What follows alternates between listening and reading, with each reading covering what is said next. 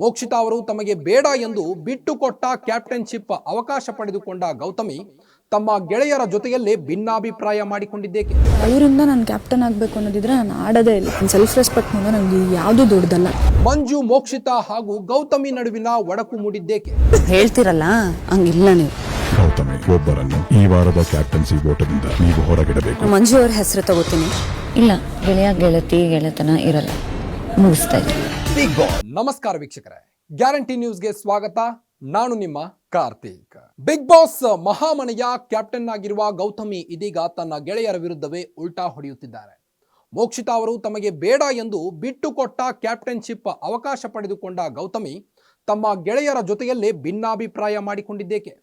ಮಂಜು, ಮೋಕ್ಷಿತಾ ಹಾಗೂ ಗೌತಮಿ ನಡುವಿನ ಒಡಕು ಮೂಡಿದ್ದೇಕೆ ಎಂಬುದರ ಕಂಪ್ಲೀಟ್ ಡೀಟೇಲ್ಸ್ ಇಲ್ಲಿದೆ ನೋಡಿ.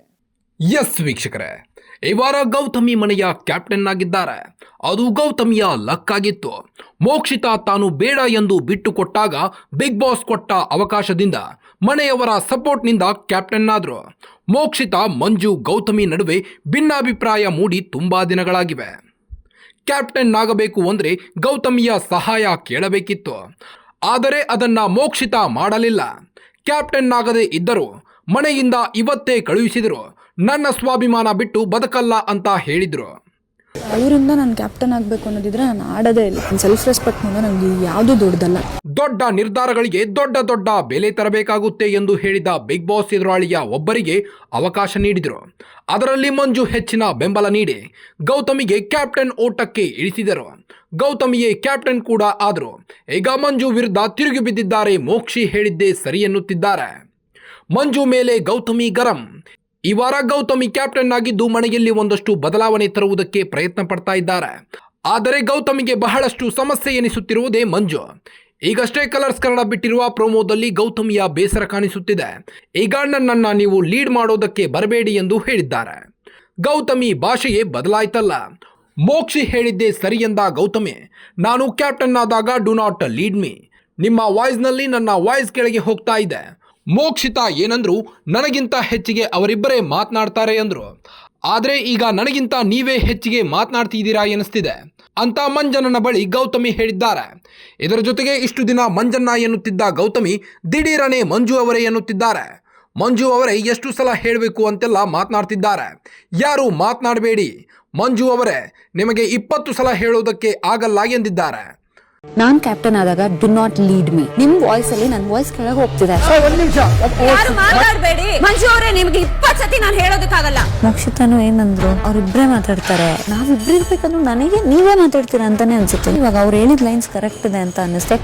ಇನ್ನು ಈ ವಾರದ ಕ್ಯಾಪ್ಟನ್ಸಿ ಆಟ ಇಂದಿನಿಂದ ಶುರುವಾಗಿದೆ. ಆದರೆ ಬಿಗ್ ಬಾಸ್ ಟಾಸ್ಕ್ ನೀಡಿನೇ ಕ್ಯಾಪ್ಟನ್ ಮಾಡುತ್ತಾರೆ. ಆ ಮೂಲಕ ಗೌತಮಿ ಅವರಿಗೆ ಒಂದು ವಿಶೇಷ ಅಧಿಕಾರ ನೀಡಿದ್ದು ಕ್ಯಾಪ್ಟನ್ಸಿ ಓಟದಿಂದ ಯಾರನ್ನ ಹೊರಗೆ ಇಡಬೇಕು ಎಂಬುದನ್ನು ಹೇಳಬೇಕಿತ್ತು. ಹೇಳ್ತಿರಲ್ಲ ಹಂಗಿಲ್ಲ. ನೀವು ಗೌತಮಿ ಒಬ್ಬರನ್ನು ಈ ವಾರದ ಕ್ಯಾಪ್ಟನ್ಸಿ ಓಟದಿಂದ ನೀವು ಹೊರಗಿಡಬೇಕು. ಮಂಜು ಅವ್ರ ಹೆಸರು ತಗೋತೀನಿ.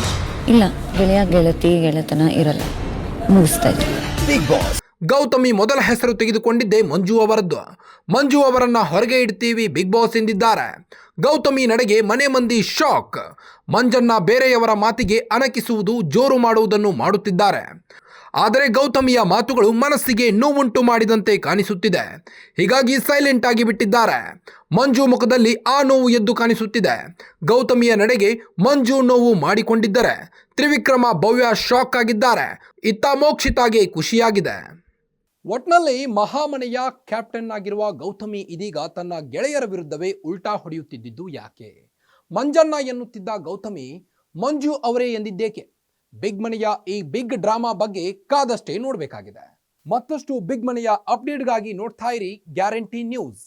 ಸುದ್ದಿ ಖಚಿತ, ನ್ಯಾಯ ನಿಶ್ಚಿತ. ಗ್ಯಾರಂಟಿ ನ್ಯೂಸ್, ಸುದ್ದಿ ಖಚಿತ, ನ್ಯಾಯ ನಿಶ್ಚಿತ.